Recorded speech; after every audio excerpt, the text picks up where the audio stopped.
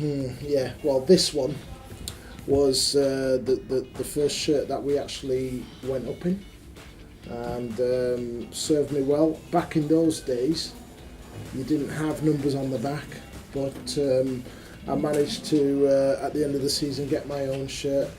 Even so much so, it's so authentic that it's still got a bit of Bramall Lane mud on it, I think. So it's a fabulous shirt, very popular with the fans, this one. This one, Gary Pallister and Steve Bruce on the first day of the Premier League season. That's the shirt that Manchester United wore, and it was the game which I scored the first goal. And yeah, it ended up very well for us. I got 2 that day, penalty in the second half. But yeah, it wasn't. I'm not sure this is a vintage Manchester United shirt, but yeah, I'm sure the fans still enjoy they're going down memory lane with that, because they actually won the league that year as well. So yeah, it's a good shirt for them. Did you realise how big it was at the time, or was it just another goal?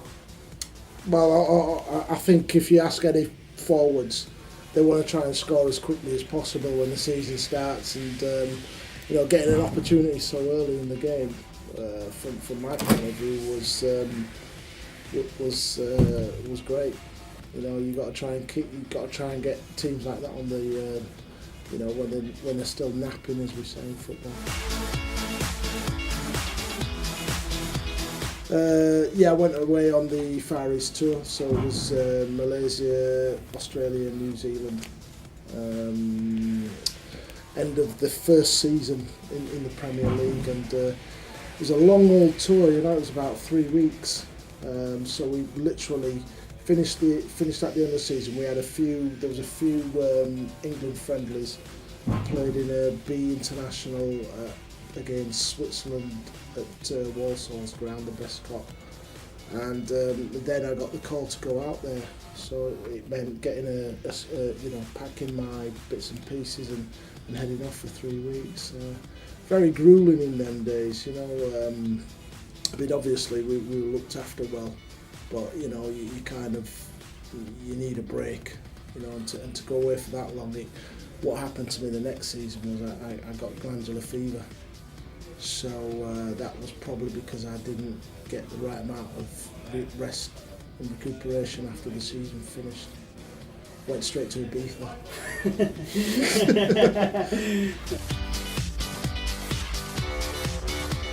No, not really. It's not the greatest design shirt, to be honest. I mean, it's always brilliant to put on the England shirt, but I think, I listened to Rudulli earlier, and I think sometimes the plain of the shirts, I think sometimes the better they look. He described them as beautiful. You can't really describe that shirt as beautiful, but all the same, it's fantastic. To get the 3 lions on your chest. Oh, fantastic, brilliant player.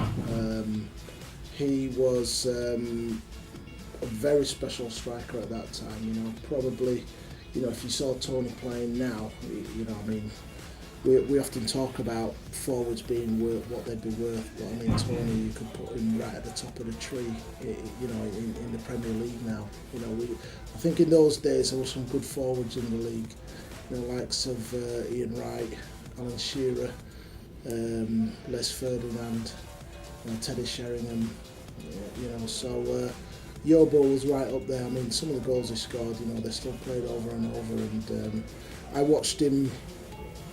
Well, I was playing in the same game. We played against Monaco in the UEFA Cup, and Tony scored a hat-trick at the at Monaco Stadium. I think it's the Louis Stade Louis, and he was outstanding. But I think we all played outstanding that day. To be honest, we beat them 3-0. Tony's hat-trick was fantastic. I had a really good game, but I think it just clicked. We were brilliant, and they had some fantastic players. They had a young Thierry Henry on the bench. They had several internationals in the side, Manuel Petit, So in the return leg, with them being 2-0 down, 3-0 down, I got man-to-man marked by this guy, Thuram, and people often ask me, you know, who's the hardest opponent I've played against, and I always say it's either him or Sol Campbell. But this guy was just unbelievable on the day. I hardly got a kick, literally. He was just quicker, stronger. You know, he was so tough mentally as well. It was a really difficult night for me. We managed to scrape through. Sonny Anderson scored a couple of goals for them, I think. He was a brilliant forward as well. So yeah, another thing to mention about that day was Basil Bolly's last game, because he had a horrendous injury when Tony scored his third goal. But yeah, no, it was after the game with Monaco. I remember I could have swapped it with Petit or with Thuram, and you know, I think it was more appropriate that Thuram gave me his shirt, seeing as he had mine, my number for the whole game.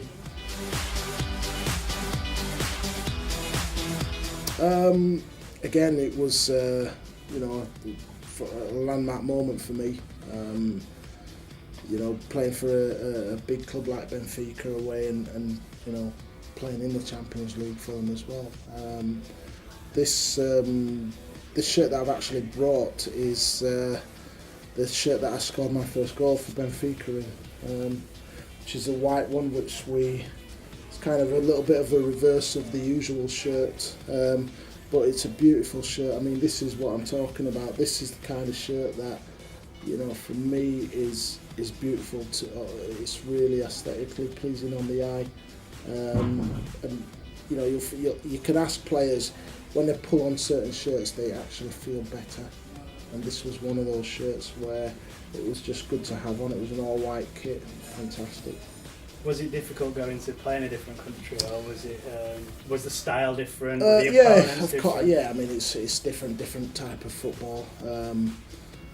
You know, you were given a lot of space at those times when you played for somewhere like Benfica.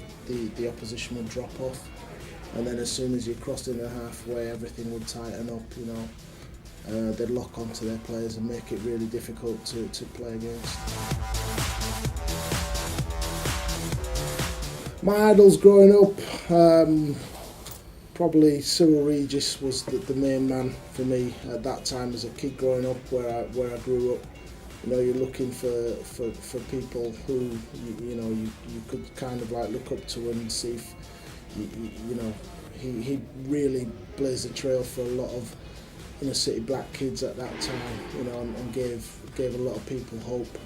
You know, that they could actually become a professional footballer. And you've got a swap from Auxerre. Yeah, is that one of your idols as well? Or? No, he weren't one of my idols, but I mean, this is a guy. This was Enzo Schifo, who you know, I think everybody in Belgium knows he's one of the most iconic players they've ever had. And you know, we went and played at Auxerre in a friendly when I was at Sheffield United. And you know, it was a case of everybody wanted this guy's shirt, but I managed to nab it.